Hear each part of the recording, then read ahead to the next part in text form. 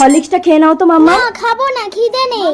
মামাম মাম্মাম হরলিক্সটা খেয়ে নে বলছি। না খিদে নেই, খাবো না মা। বৌমা দুদিন কিছু খেতে দাওনি, একটু জল দাও না খাবো। এই কি গো শুনছো, আজ আমার বান্ধবীরা আসবে বয়ফ্রেন্ড নিয়ে। তোমার বাবা এখানে নোংরা করছে, বের করো। মামাম ছাড়ো, বাবা বাইরে চলো, এক্ষুনি লোকজন আসবে, তোমায় দেখলে ঘৃণা পাবে। এইখানে বসো, আমি তোমায় খাবার দিয়ে যাচ্ছি। আরে মধুমিতা, আয় আয় আয়। ইস, এই বুড়োটা এত নোংরা, কে এটা? এটা একটা ভিখারি, আপনারা আসুন।